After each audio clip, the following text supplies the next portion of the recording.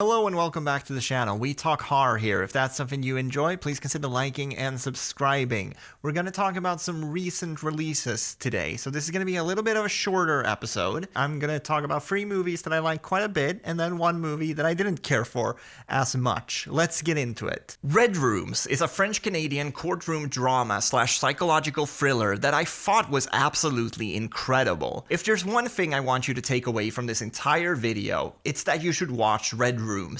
It's been a couple of years since a movie affected me in the way that this film did. There's a part in this movie that made me physically tense up so much, I legitimately started to feel anxious. Of course, as soon as I realized what was happening, those feelings immediately went away. I didn't have to pause the movie or anything. But it was at that point that I realized that I was watching something really special. It's very rare for me to have physical reactions to films like that. The story begins with a murder trial.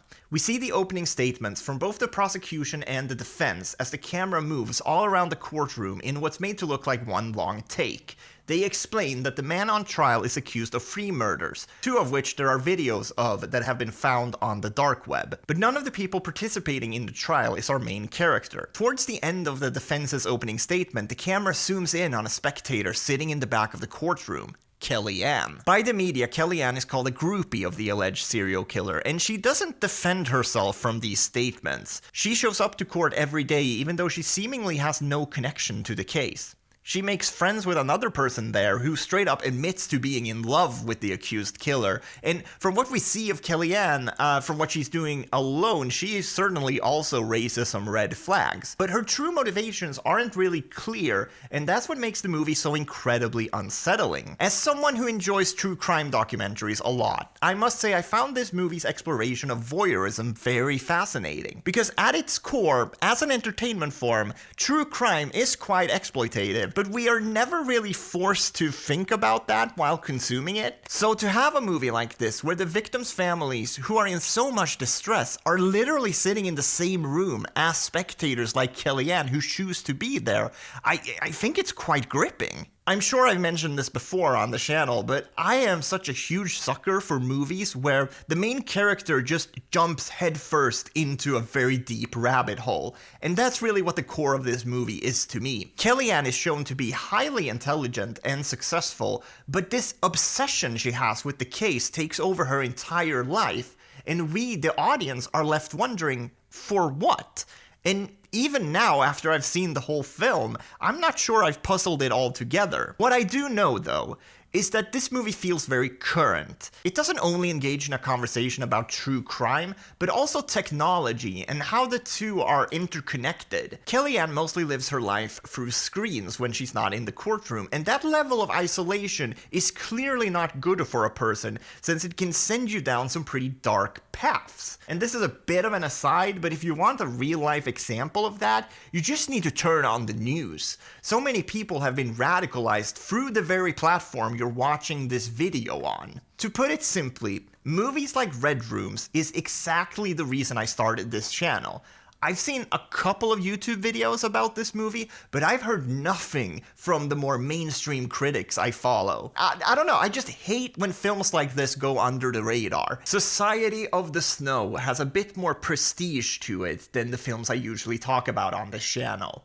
It's been universally praised by critics, and it's been nominated for Best Foreign Language Film at the Oscars this year. What really got me interested, though, as a horror fan, is that it's directed by the same director who did The Orphanage. This is being labeled as a survival thriller, but it really feels like a horror movie. It's based on the now infamous 1972 Andes flight disaster. This is one of those films that snuck up on me. I was expecting to like it, but I'm so familiar with the story from other movies and documentaries that I didn't really think it could shock me, and I'm happy to admit that I was dead fucking wrong on that one. After the film's 2.5-hour runtime, I was emotionally exhausted. The film does a good job at showing the brutality of the situation without gratuitous amounts of gore. When the plane goes down in the beginning, it's mostly shown from the outside, but then there's this series of quick cuts that shows what's going on inside the plane. It's so quick, I don't think I picked up on everything that happened, but I saw bones breaking, people being squished together while others were being sucked out of the airplane, and just sheer panic.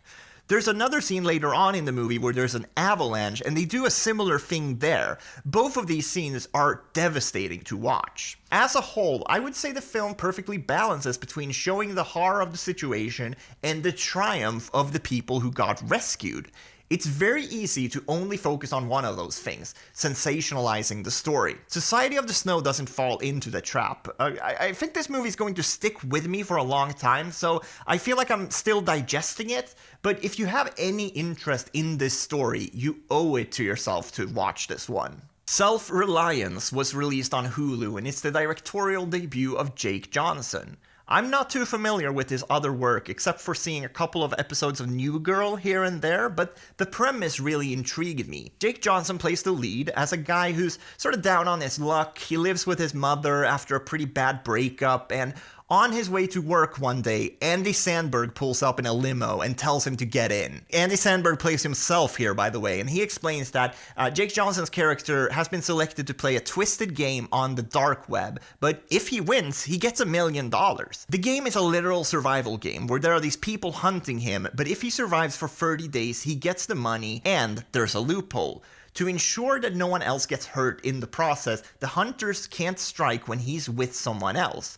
So he signs up for this game, thinking that this is going to be really easy, but then he realizes that no one really wants to be around him. I would say the overarching theme of this movie is loneliness, and that's something a lot of people can relate to, unfortunately. The main character here spends the entire movie looking for human connection because otherwise he will literally die.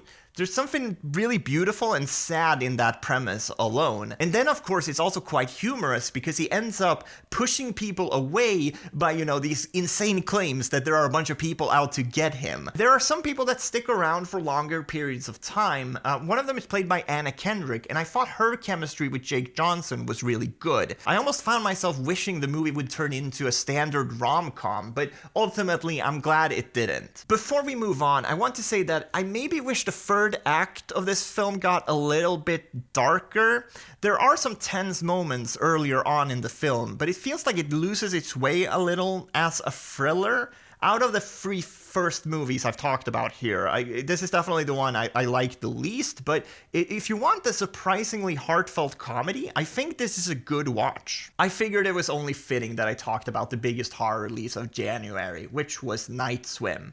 I was not planning on watching this movie because I haven't heard a single person say anything positive about it, but then I saw that it had like a 1.9 on Letterboxd, which sparked my curiosity. And look, I don't like this film either, but it wasn't nearly as bad as I thought it was going to be. The movie looks quite nice, and I think the acting is pretty good. They also squeeze a lot of juice out of this very thin concept with a haunted swimming pool. I don't know, I thought the movie was going to run out of steam, but they do a good job keeping the energy up, even though there's not a lot to the story. I think, sadly though, that's where my positivity here is going to end. Night Swim is based on a short film with the same name by the same director, and that's the reason I wanted to talk about this. There were a lot of movies last year that were also based on short films, especially on Hulu, and none of them I thought were very good. I'm not saying that it can't be done successfully. Saw famously began as a short film that was used to pitch investors on making it a full length, right? I'm glad that up-and-coming filmmakers are able to make studio movies by proving themselves with short films first. I don't think this is a bad concept or a bad idea or a bad way to get funding.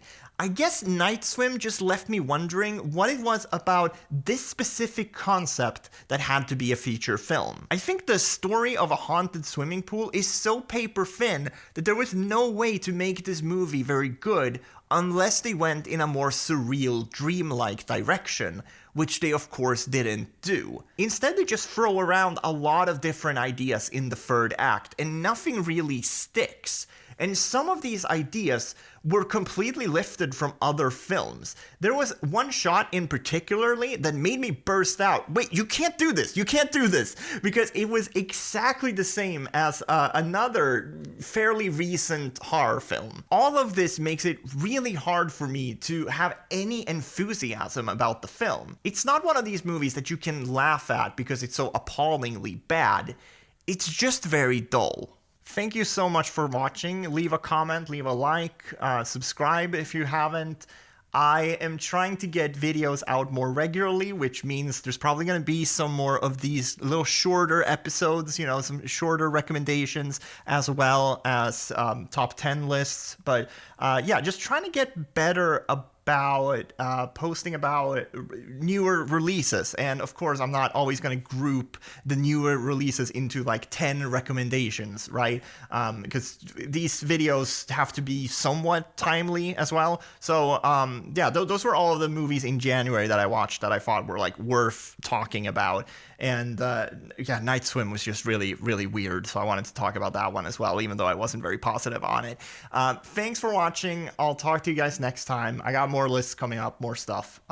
So yeah, I'll talk to you guys next time. Bye.